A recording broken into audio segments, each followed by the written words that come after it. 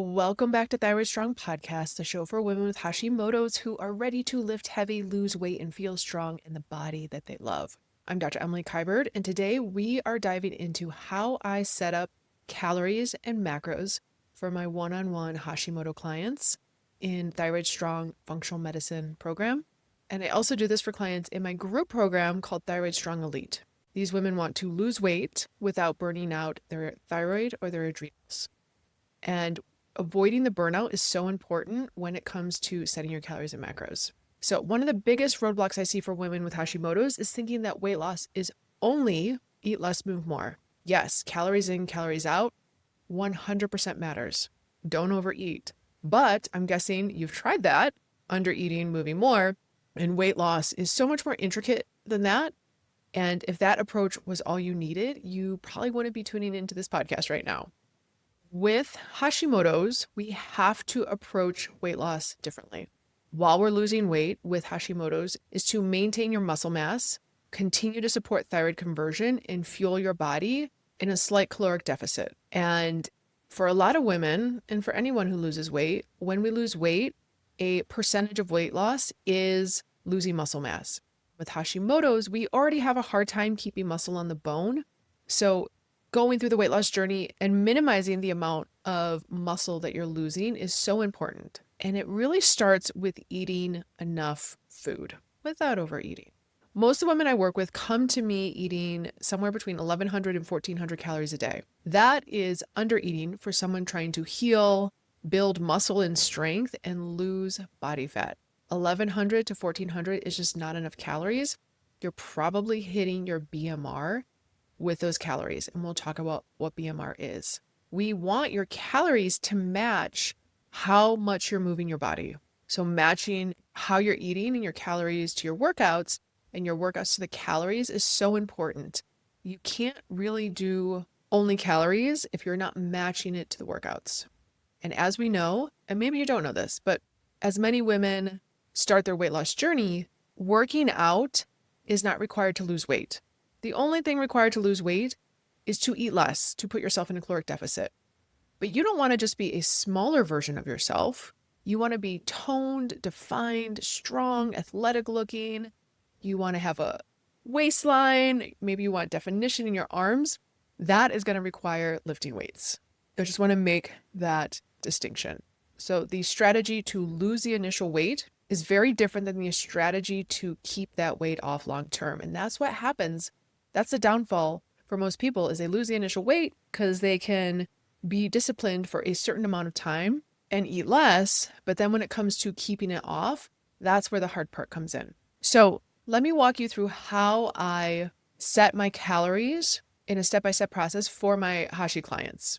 It starts with knowing your basal metabolic rate. Basal metabolic rate is the number of calories your body needs to perform the most basic life-sustaining functions at rest. So when I explain this to women, I'm like, this is the number of calories you need to just lay there in bed and do nothing. You're not walking, you're not eating, you're not digesting. BMR is just the bare minimum number of calories to lay you there and breathe you. The calories needed for life-sustaining function, these functions would include breathing, circulating the blood around the body, monitoring and regulating your body temperature, producing cells, and then brain and nerve function.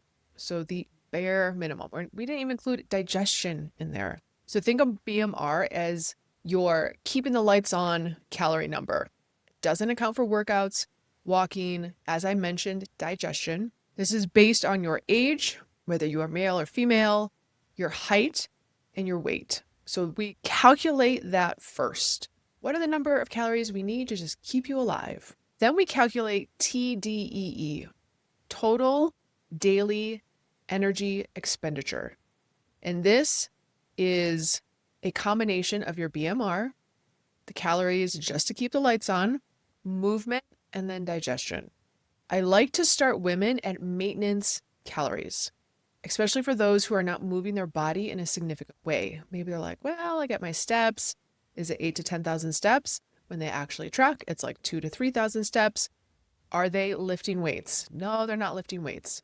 And then I also notice for women that when we work on improving their digestion in my Thyroid Strong one-on-one functional medicine program, calories can then again be adjusted. So we figure out your total daily expenditure, BMR, movement, digestion. And then if someone wants to go into a deficit, a fat loss phase, it really depends if they have been under eating, because then we need to bump their calories up.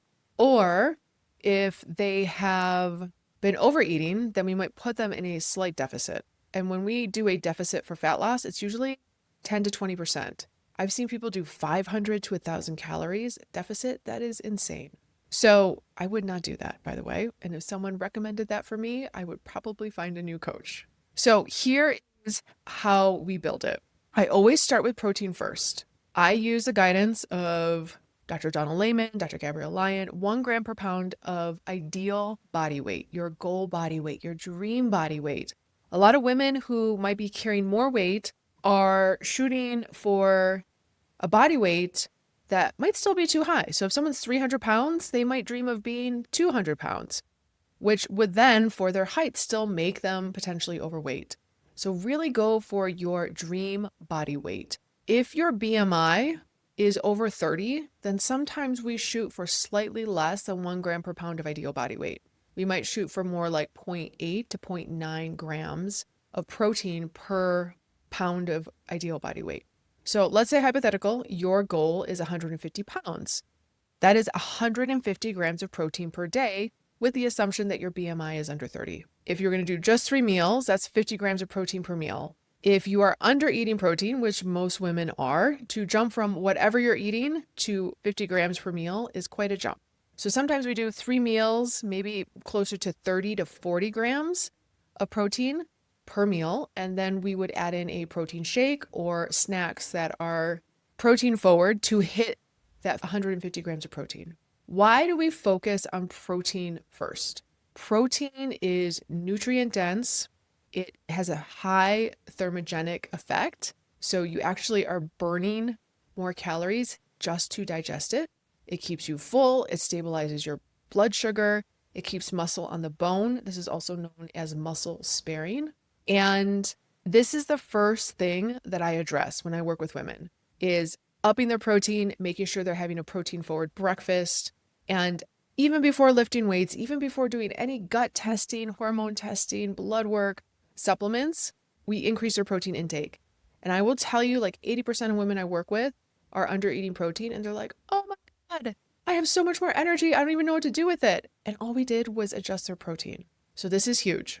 So we start with protein, 1 gram per pound of ideal body weight. And I wanted to get really clear here.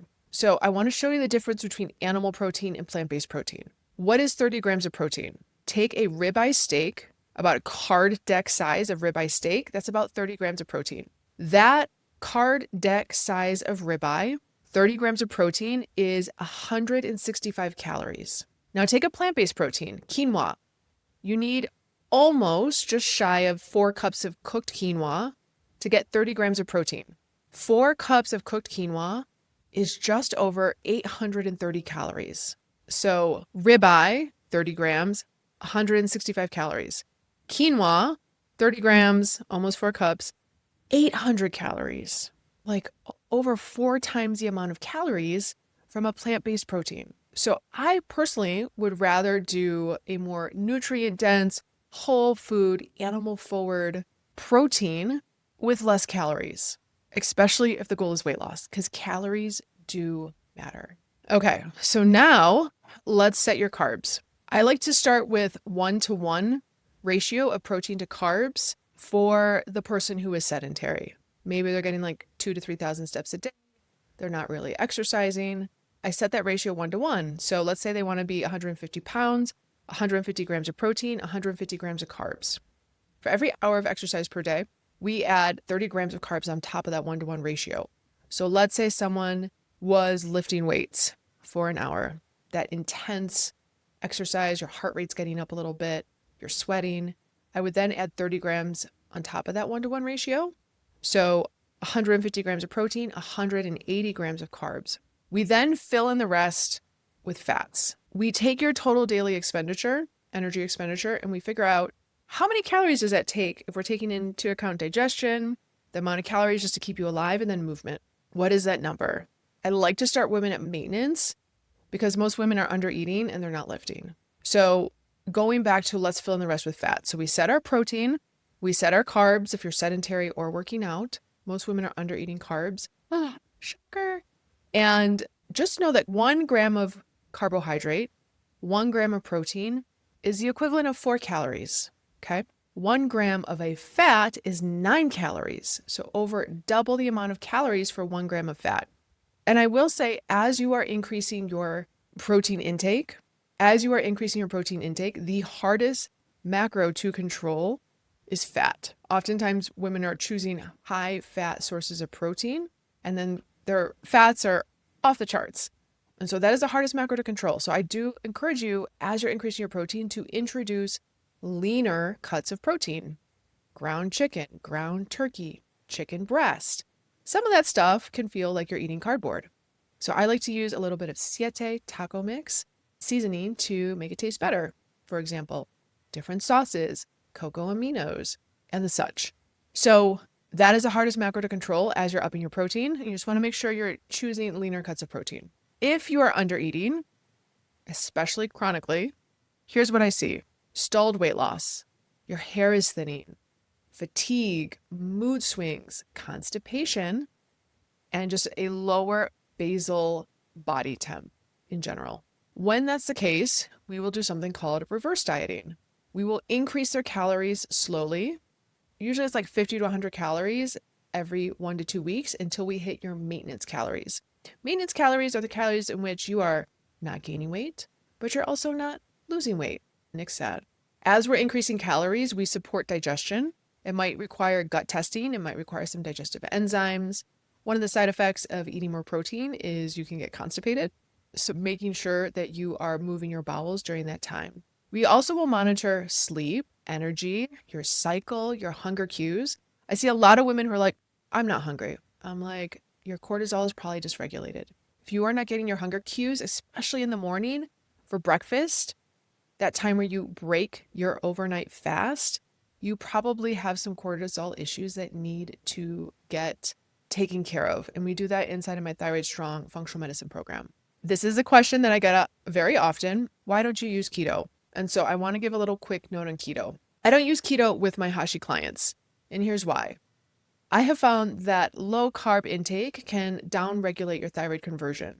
It can downregulate that conversion of the inactive T4 to the active T3. Keto is often high in fat, too low in fiber, and we need about 25 to 30 grams of fiber a day for just really good, healthy digestion and gut microbiome. Lots of research out there on this. And keto is hard on digestion, especially if your bile is compromised, your bile production from your gallbladder. And a lot of women with Hashimoto's have gallbladder pain or have had their gallbladder removed. Or keto can be hard on the digestion if you're not making enough digestive enzymes, which is also very common in the Hashi ladies, especially those with potentially an underlying H. pylori infection. And it's just not sustainable for most women long term. So I do not recommend keto. I recommend whole foods, protein forward diet, minimal processed foods, and proper meal timing, which we can talk about in a whole nother episode. So if you're constantly reaching for caffeine because you're tired and you need a little energy bump, if you're freezing cold, if you're gaining weight on keto, like maybe you lost it the first 3 weeks and now you're gaining, this is your sign that keto is not your path forward. All right, ladies. So a quick recap. We figure out your BMR. We figure out your total daily energy expenditure. We figure out your maintenance calories. We figure out, okay, is it time to drop you in a fat loss phase? Or do we need to stay at maintenance 3 to 6 months while you are building muscle? Have you been under eating for a long time? We need to bring your calories up so that you actually get your hunger cues back. Very common. And then we set your protein, your carbs, and then your fat. You want your food to match your workouts and energy expenditure and movement, and you want your movement to match your calories and your macros. If you are like, okay, that was great. I just took a million notes. Can you do this for me? I'm going to drop 2 links in the show notes. One is my group program, Thyroid Strong Elite. And the whole goal of the program is let's dial in your eating, your calories, your macros, and your workouts to lose weight. I'll drop that link in the show notes. Very affordable for the Hashi ladies. It's a 6-month program. Or if you're like, you know what? I want all of what you just said, but I also have some gut issues and hormone issues and sleep and mood and my fatigue is like really, really bad, then jump into Thyroid Strong Functional Medicine Coaching. The link is also in the show notes. All right, ladies, I hope that was helpful. If you like this episode, rate and review on your favorite podcast platform, iTunes, Spotify, wherever you watch your podcasts. And I will see you next week.